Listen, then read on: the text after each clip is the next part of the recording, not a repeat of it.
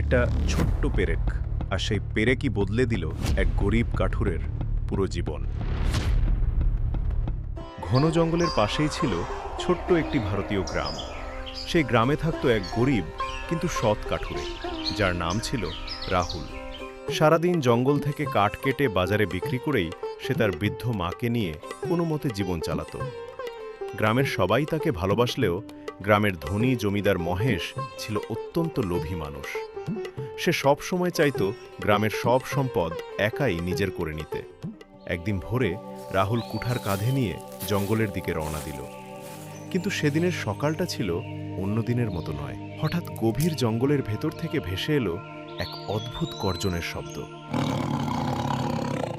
এটা কিসের আওয়াজ? কোনো পশু কি বিপদে পড়েছে? আমি একবার দেখে আসি। ভয় পেলেও রাহুল শব্দের দিকে এগিয়ে গেল। কিছু দূর যেতেই সে অবাক হয়ে দেখল একটি বিশাল বাঘ মাটিতে পড়ে কষ্টে ছটফট করছে। বাঘটির পায়ে ঢুকেছিল একটি বড় লোহার পেরেক। মানুষ, ভয় পেও না, আমি তোমার কোনো ক্ষতি করব না। আমাকে শুধু এই যন্ত্রণা থেকে বাঁচাও। তুমি যদি আমাকে আক্রমণ করো? আমি প্রতিজ্ঞা করছি, তুমি যদি আমাকে সাহায্য করো, আমি তোমার কোনো ক্ষতি করব না। রাহুল কিছুক্ষণ ভাবল, তারপর সাহস করে বাঘের পায়ের কাছে বসল।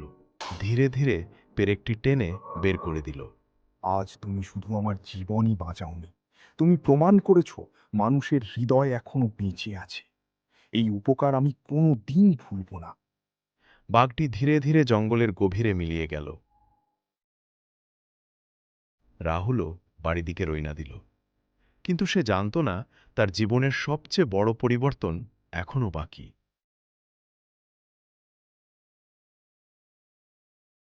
পরের দিন আবার সে জঙ্গলে গেল।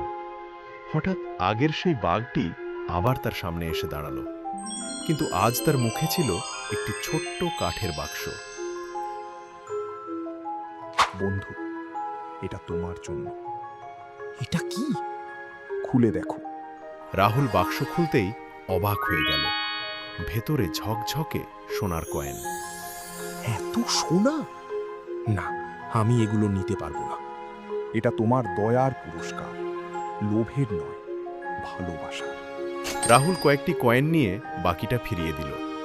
সে সেই টাকা দিয়ে নিজের কুঁড়ে ঘর মেরামত করল, বৃদ্ধ মায়ের চিকিৎসা করালো, গ্রামের গরিব মানুষদেরও সাহায্য করতে শুরু করল।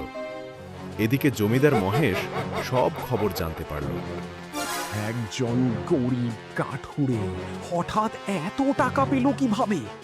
এর রহস্য আমাকে জানতেই হবে। এক রাতে মহেশ চুপি চুপি রাহুলকে অনুসরণ করল।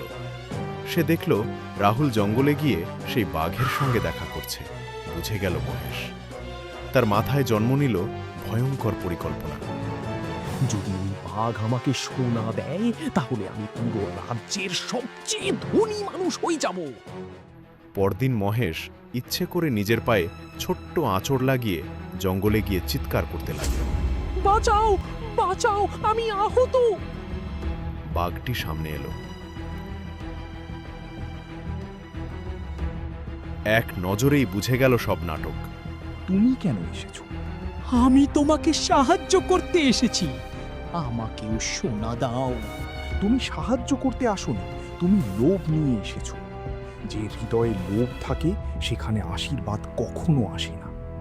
বাঘটি গর্জন করতেই মহেশ ভয়ে দৌড়ে পালিয়ে গেল। তারপর থেকে সে আর কখনো জঙ্গলের দিকে যায়নি। কয়েকদিন পরে ভয়ঙ্কর ঝড়ে গ্রামের বহু ঘর ভেঙে গেল। সবাই অসহায় হয়ে পড়ল। যতটুকু আছে সবাই মিলে ভাগ করে নেব, কেউ না খেয়ে থাকবে না। রাহুল নিজের সব সঞ্চয় গ্রামের মানুষের জন্য ব্যয় করল। এই খবর শুনে বাঘটি আবার এলো, কিন্তু এবার সে একা ছিল না। তার সঙ্গে ছিল পুরো বাঘের দল। তারা জঙ্গলের বিশাল বড় বড় গাছ ফেলে গ্রামের জন্য কাঠ জোগাড় করল। গ্রামের মানুষ মিলে নতুন ঘর তৈরি করল।